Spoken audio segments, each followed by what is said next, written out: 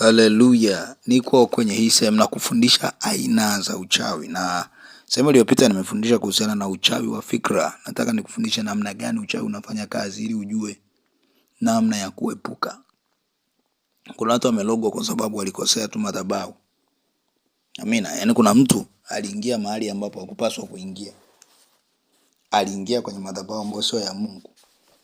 Alisikiliza watu ambao si wa Mungu kwa sababu wanammotivate. Ile roho iliyo nyuma ya ile sauti ikamuingia. Ufahamu wake ukawa umeharibiwa. Akawa under attack ya fikra. Nilitoa mifano mingi sana kwenye Biblia. Sasa naomba tusome aina ya pili ya uchawi ambao ni uchawi wa maneno. Huu ni uchawi ambao naweza nikasema 1% kubwa pia ni wahanga. Yaani 1% kubwa, watu wengi ni wahanga wa kitu kinaitwa uchawi wa maneno. Naomba nikusomee ile kitabu cha Hesabu 23:27.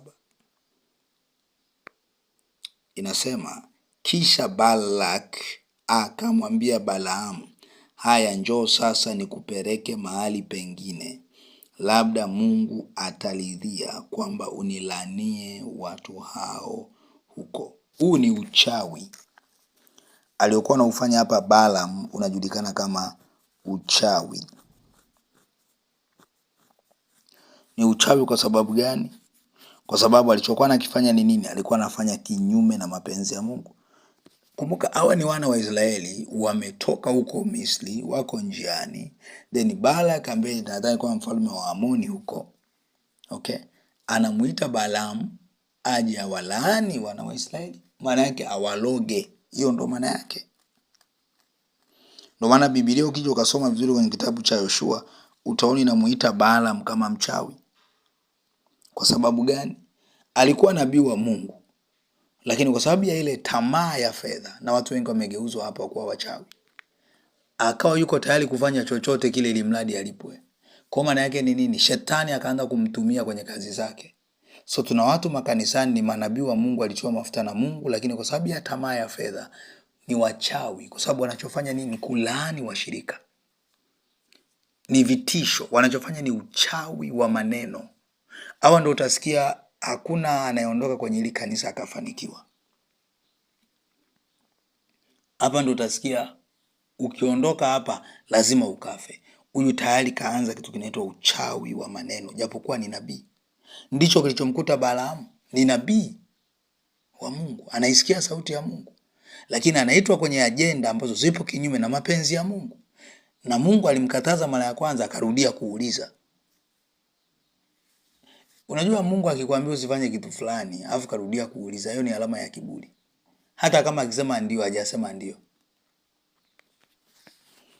Hivi unajua kwamba kuna kipindi wana wa Israeli walipishana na kabila la Benjamini, alafu akauliza kwa Mungu, twende, Mungu akasema ndio, alafu akapigwa hadi mara 2. Sio kila ndio ambao Mungu anaisema ni ndio kama unavyowaza. Haleluya. Balaamu aliambiwa nenda mara ya 2 kwa sababu mara ya kwanza tayari alionyesha ana nidhamu. Wana wa Israeli walikuwa wamefeli kwenye eneo moja, paka walipokuja kutoa dhabihu ndo wakashinda ile vita. Sema haleluya. Uchawi wa maneno. Ukisoma Yoshua 13:12 inamtaja Balaamu huyu ambaye alikuwa nabii wa Mungu kwa jina la mchawi. Ukisoma ile Yoshua 13:22, Balaamu naye huyo mwana wa Beoli, huyo mchawi, wana wa Israeli walimuua kwa upanga kati ya hao wengine waliowaua. Kwa sababu kumbuka kuna kipindi wana wa Israeli of course kwenye mlima moja ya maelekezo, moja ya sheria ambazo walipewa ni kwamba wasiache mchawi akaishi. Haleluya. Watoto wa Mungu, nataka niwaambie kuna uchawi wa maneno. Balaamu alilipwa ujira. Lengo lake awalaani, atamke mabaya juu ya wana wa Israeli. Lakini kila alikuwa akitamka, anatamka maneno ambayo ni baraka. Kwa sababu laana imebezi zaidi kwenye maneno. Sasa kuna watu nataka nikuonyeshe leo kwamba wao wenyewe ndo wachawi wa maisha yao, na hapa ndo wamejaa. Wanaenda kanisani, lakini wao wenyewe ndo wachawi wa maisha yao. Mchawi yoyote, shetani wala hahusiki, ni wao kabisa, typical.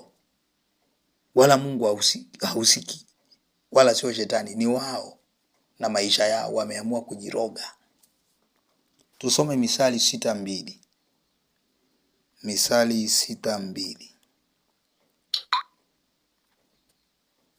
Basi umetengwa kwa maneno ya kinywa chako, umekamatwa kwa maneno ya kinywa chako.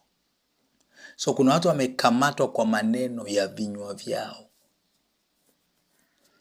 Sisi tumezoea kuwa maskini kwetu, mpaka sasa hivi kila biashara anayofanya inakufa.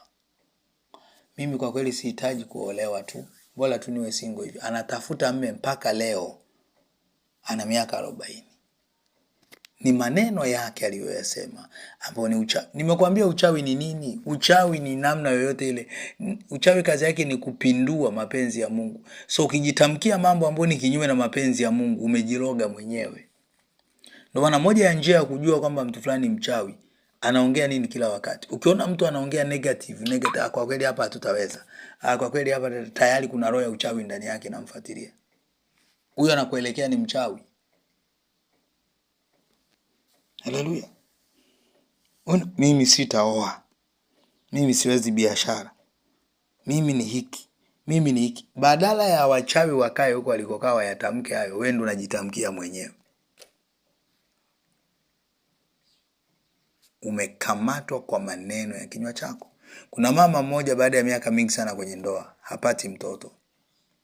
Kaja akaenda kwenye mkutano mmoja wa Injili.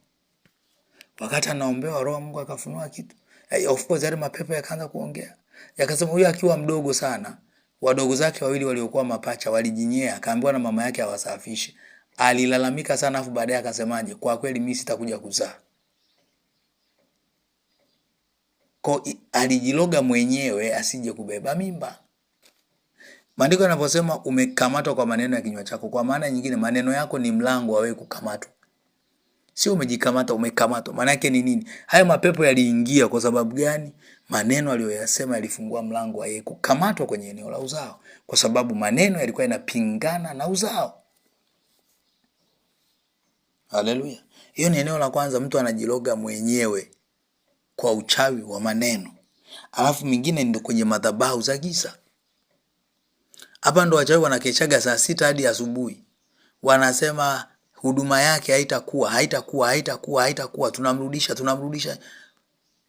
Hii wanaita spells Kiingereza, incantations. Uchawi umebezi kwenye hilo eneo. Uchawi ni maneno, uchawi ni kusema, uchawi ni kuongea. Sio kama tunaelewana, mtoto wa Mungu. Moja ya kazi ya wachawi huwa ni hiyo. Yaani wako tayari kukesha, wanasema mabaya juu ya maisha ya mtu. Wananena, wanasema hutaenda mahali popote, hataoa, hatafanya nini. Mtoto wa Mungu, moja ya prayer point ambayo lazima useme, kila maneno niliyojitamkia kwenye ulimwengu wa roho, ninatubu na ninayafuta sasa kwa damu ya Yesu. Ni rehemu Bwana, ninayafuta kwa damu ya Yesu. Kama uliwahi kujitamkia chochote, huwezi ukajua, ulijitamkia umeshasahau. Wengine sio walijitamkia, wengine walitamkiana wakaingia maagano. Nakumbuka wiki hii kuna mama mmoja alinitafuta, nadhani anasikiliza hata hili somo. Alivyonitafuta akasema, unajua mtumishi wa Mungu, kuna kipindi kuna mama mmoja aliwahi kunifuata akaniambia, rafiki yangu, nataka tuwe marafiki wa damu. Kumbuka huyu rafiki yake alikuwa mchawi. Alimwambia, rafiki yangu, nataka uwe ndugu yangu, nataka tuwe marafiki kabisa wa damu. Akasema hata mimi niko tayari tuwe marafiki wa damu. Yaani hapo mmemwaga damu na hamjui. Yaani ni sawa na watu ambao huwa wanaingia makubaliano. Huyu anakata kidole chake na wembe na huyu afu anachanganya ile damu. Hilo ni agano la hatari. Kama uliwahi kufanya hivyo, unahitaji deliverance, pengine unitafute kabisa. Haleluya. Mtoto wa Mungu, kuna watu walitamkiana maneno. Imagine mtu anamwambia mwenzie, sitakuacha milele, nitakuwa na wewe. Ngoja nikwambie, by the way ni maneno mazuri, hayaonekani kama ni uchawi. Lakini baada ya kuingia kwenye ndoa nyingine, mkaachana na huyo mtu, mpo tayari kwenye agano. Ngoja niwaambie, huo ni mlango wa adui kuwafuatilia nyie. Lile agano litaendelea kusema kwenye ulimwengu wa roho. Alafu utaingia kwenye mahusiano na mwanaume mwingine au mwanamke mwingine. Utakuwa unamuota huyo jamaa kila siku. Na kuna mtu utakuwa hata ukiwa unashiriki naye lile tendo, unaona kama unashiriki na yule kule. Unashiriki na mtu mwingine. Kwa sababu una agano jingine na mtu mwingine. Hili lilopo la sasa hivi haliwezi kuwa agano kama la kwanza halijavunjwa. Kama hujaomba ukavunja la kwanza, ili la pili ni fake, halijawa. That's why mke wako unatamani awe kama yule jamaa, kama yule dada. Mume wako unataka awe kama yule jamaa yako, mliahidianaga vitu vingi vingi huko. Tayari umelogwa. Umejiloga wewe na huyo ambaye mlikuwa mnatamka. Alafu kuna uza za wachawi ambao nimekwambia wanakaa. Kazi yao ni kusema tu huyu hatazaa, hata biashara yake haitakuwa. Au anatamka vitu, tunamwekea mipaka. Biashara yake ikifika kiasi fulani irudi. Kuna siku moja niko na dada mmoja namuombea.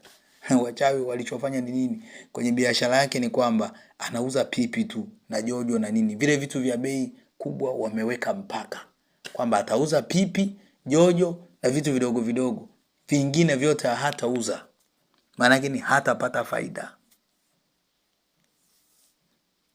Huo ni uchawi, uchawi wa maneno. Walikaa kwenye madhabahu yao wakatamka hivyo. Haleluya. Na huu uchawi umetesa watu wengi. Kwanza wao wenyewe kwa kujiloga, cha pili kwa kutamkiana na watu, na hii kwenye madhabahu za giza. Kazi kubwa ya wachawi ukiwasikia, kazi yao ni kusema vibaya kuhusu wewe. Unakuta wewe mwenyewe kazi yako ni kujitamkia mabaya. Watakuloga kirahisi sana. Yaani kila siku kwa kweli mimi siwezi biashara. Kwa kweli mimi bora tu nisiolewe. Kwa kweli afu na wao ndo wanatamka hayo hayo. Wala hauna ulinzi. Maneno tunayojitamkia, tunayokili kila siku ni ulinzi. Andika hiyo. Maneno tunayojitamkia wenyewe kila siku ni ulinzi. Ndio maana kila siku asubuhi lazima ufanye yale maombi ya kukili. Mimi ni kichwa sio mkia. Mimi kwa sababu usiku mzima wachawi wanasema kinyume na hayo. Wewe ukija unapiga yale maneno waliyosema. Yoyote ambaye anafeli kwenye kukili yeye ni nani? Wachawi watakusaidia kutengeneza maisha yako. Hatima yako imefichwa kwenye nini unaongea. Haleluya. Somo ni refu sana, lakini kwa sababu hatuongelea haya mambo kwa undani, nataka tuishie, tuzungumzie tu kiasi hiki. Aina namba 3 ya uchawi ni uchawi wa matendo. Na kwenye uchawi wa matendo kuna aina nyingi, lakini uchawi wa kwanza wa matendo ni uchawi unaitwa uchawi. Ngoja nikwambie, kuna aina za uchawi kwa majina, sio tego, mafundo, kamba, sio nini zote. Huko nitakuwa nakufundisha kama uchawi. Nataka nikwambie kwenye hizi aina 3, huo uchawi wote ndio upo huko ndani. Kwa sababu wewe ufundishwe kuloga watu, nitakufundisha kwa namna hii. Aina ya 3 ni uchawi wa matendo. Kumbukumbu la Torati 18:1. Nikuonyesha kuna uchawi mmoja unaitwa uchawi wa mafundo. Wala mtu alogaye kwa kupiga mafundo, wala mtu apandishaye arogaye kwa kupiga nini? Mafundo. Wala mtu apandishaye pepo, wala mchawi, wala mtu awaombaye wafu. Sasa hapo unaona imetofautishwa anaipiga mafundo na mchawi.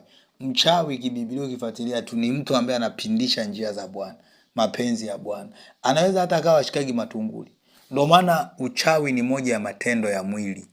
Ukisoma Wagalatia 5:20. Hii naomba kaitafakari. Uchawi ni moja ya matendo ya kimwili, sio ya kiroho. Kwenye Wagalatia 5:20.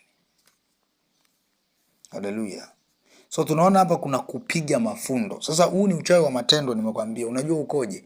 These guys wanafanya what we call a prophetic act. Yaani kitendo cha imani cha kichawi. kikiwa na maana fulani kwenye maisha ya mtu mwingine. Hapa ndo unakuta mfano kwenye uchawi huu wa mafundo. Unakuta wanaweza wakachukua hata vijiti viwili. Hivyo vijiti viwili vikimaanisha watoto wawili.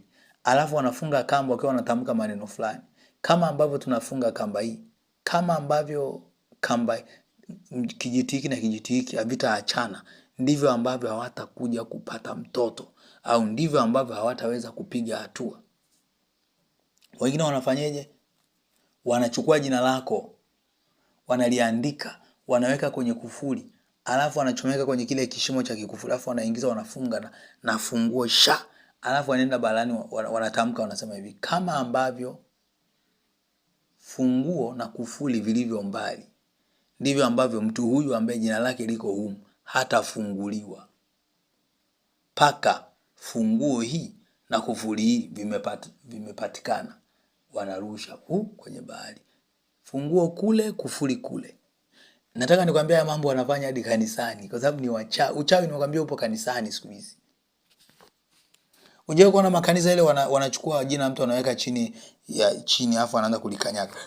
Kuna mama mmoja alikuwa anatoa ushuhuda kanisa fulani, anasema kanisa lao wao walikuwa wanachukua majina wanaweka kwenye kopo, afu wanaweka na maji. Sio maji mekundu, sio maji gani. Wanaanza kuyachezesha mpaka ile karatasi iloane iishe. Yaani karatasi iloane. Wanakuwa wanatamka sasa. Wanamtamkia yule mtu kwa jina lake. Hawa ni watu wapo kanisani lakini wanafanya uchawi. Kama upo kwenye hilo kanisa, ondoka. Kuna wengine wanachofanya nini? Wanachukua mdoli. Na hii wanaitumia sana. Wanachukua mdoli, wanamtamkia vitu au wanamfunga maeneo na maeneo sawa na vile wanavyotaka kumfunga. Wanaweza wakasema tunafunga ufahamu wake, alafu akachukua kamba akafunga kwenye kichwa. Wanaweza wakasema tunafunga kizazi chake, alafu kwenye eneo la kizazi la mdoli ile kweli wakafanya kitu kile kile.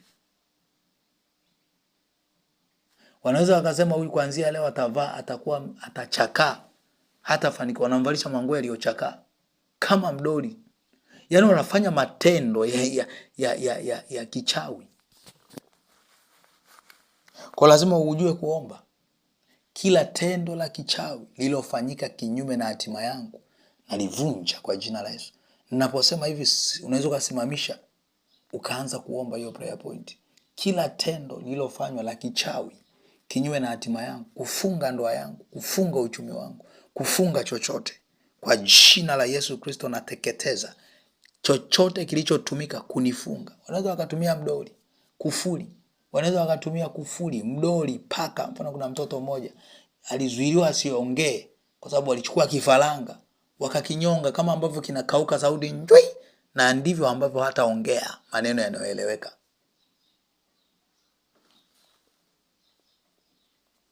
Wengine wanafanya nini? Wanaua mbuzi. Alafu anasema kama ambavyo mbuzi huyu amekufa, ndivyo ambavyo mtu fulani afe. Kuna watu kazi yao ni nini? Kuna mida yao inafika, wanatamka tu kuanzia saa 6 hadi saa 7 huyu mtu atakuwa mgonjwa kila siku. Anakuwa mgonjwa kweli. Wanaandaa tu kitu mdoli, wanafanya chochote. Kumbuka nikiwa mdogo huko wachawi walikuwa wananichezea. Inafika muda fulani unaanza kuona unachoma kwenye macho. Cha. Wanakuchoma. Lakini Bwana ni mwema, aliniokoa. Sema amen. Kuna watu majina yao yapo kwenye mbuyu. Wanaenda wanagongelea jina kama ambavyo jina hili limegongelewa kwenye mbuyu. Ndivyo ambavyo maisha yake yamepigiliwa na hata piga hatua. Wengine wanafunga ile midoli kamba kwenye miguu, kama ambavyo mdoli huu hauwezi kupiga hatua kwa sababu umefungwa, ndivyo ambavyo mtu huyu hatapiga hatua. Haleluya. Ni hatari. So matendo haya yako mengi, lakini wanatumia matendo kufunga watu. Huu ni uchawi. Unaona kuna mahali ukifika kuna makufuli mengi yameninginia, huo ni uchawi. Kuna mahali ukienda kuna majina kwenye mti yamegongelewa, wote ni uchawi wa matendo, acts ambao umeambatana na maneno. Maana hamna uchawi wa kimya. Ndio maana Mkristo yote ambaye yupo kimya wakati wa kuomba haongei, yupo kimya, huyu ni mwanga.